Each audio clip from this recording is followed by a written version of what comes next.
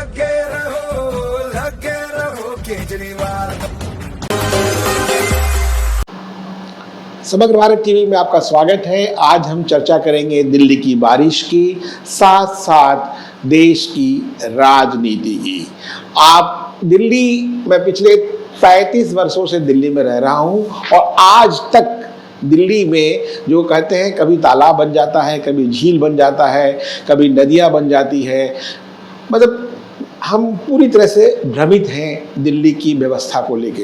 कितनी सरकारें आई और गई, लेकिन दिल्ली वालों के लिए भाई एक से एक फ्लाईओवर बन गए, एक से एक अट्टालिकाएं खड़ी हो गई, लेकिन जल भराव की समस्या अभी तक समाप्त नहीं हुई। आप देखेंगे खबरें और आप ये फुटेज आप देख करके आप लगेगा कि दिल्ली की हालत क्या है।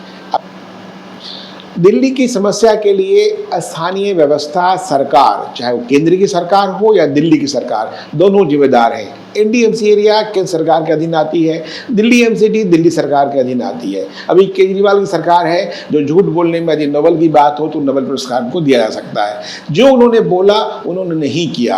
और पहले भी आप चले आइए दिल्ली के, उत्तरी दिल्ली से लेके बाहरी दिल्ली से लेके पूर्वी दिल्ली, जो भी 9 जिले हैं, 11 एडमिनिस्ट्रेटिव जिले हैं, सब जगह हालात एक जैसे हैं। मिंटो ब्रिज की जहाँ तक बात है, वो मैं उस इलाके में रहा भी हूँ, गोलमार्ग के इलाके में। वहाँ काफ़ी कुछ सुधार किया गया है पहले की तुलना में, नहीं तो बसें धंस जाया करती थी। वो एक फ़ोटो के लिए, अखबार वालों के लिए, न्यूज़ के लिए एक फ़ोटो ऑप्स हुआ करता था, लेकिन उसके अलावा भी कई जगह ठीक हुई हैं स्थितियाँ, लेकिन स्थितियाँ जस की तस है। आज आप दिल्ली में सुबह से, मैं किसी यहाँ से आप पूर्वी दिल्ली से या पटपरगंज से आप संसद जाना चाहें तो 1.5 घंटे 2 घंटे समय लग रहे थे, जो कि 15 से 20 मिनट समय है। तो आप समझ सकते हैं कि ट्रैफिक के क्या हाल है, उसमें क्या सुधार है, क्या व्यवस्था है, इससे समझा जा सकता है। देखिए एमसीडी की जो स्थिति है वो किसी से छिपी हुई नहीं है। जो भ्रष्टाचार है किसी से छिपा नहीं हुआ है। हाँ, आम आदमी पार्टी से लोगों की अपेक्षा थी कि भ्रष्टाचार मुक्त शासन देगी, लोगों के जन जीवन के लिए काम करेगी, लेकिन ऐसा कुछ नहीं हुआ।